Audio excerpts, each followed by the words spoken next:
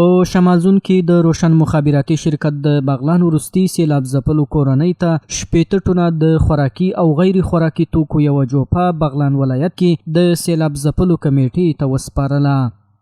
موږ د دغه مرستو جوپه له بلخ ولایت له مزار شریف څخه چې مقدار 80 ټنو ته رسیږي چې په هغې کې غذایي او غیر غذایي مواد شامل دي. په د بغلان ولایت د مرستو کمیټو تر چتر لاندې په مختلفو ولسوالیو خصوصا په بغلان مرکزي او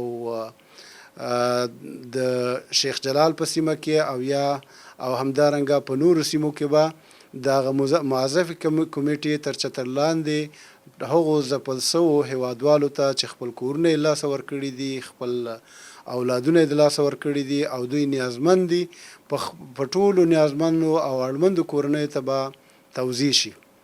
نو انشاءالله روشن مخابراتي شرکت هوډ لري ترڅو خپلو هیوادوالو سره په هر حالت کې خپله مالي مرستې ته ادامه ورکړي. د روشن مخابراتي شرکت مسؤل له نورو خیر بنسټونو او پانګوالو څخه وغوښتل چې په دې حساسو شرایطو کې د یادو اغیزمن شوو خلکو سره بیړنۍ مرستې وکړي. په ټولو هیوادوالو خصوصا شتمنو هیوادوالو باندې غږ کوم که هغه په داخل کې دي او که په خارج کې دي.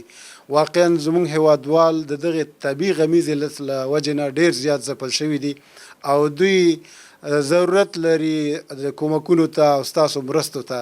نو راځئ چې خپلې مرستې ونه سپموو او له خپلو هیوادوالو سره په هر حالت کې د دوی لاسنیوی وکړو او له دوی څخه مرسته وکړو ترڅو دوی بیرته په خپل هغه نورمال ژوند ته ادامه ورکړي. د یادونې وړ ده له دې وړاندې هم د بلخ ولایت یو شمېر پانګوالو د بلخ ولایت مقام په لارښوونه د مرستو یو لوی کاروان بغلان ولایت ته استولی و.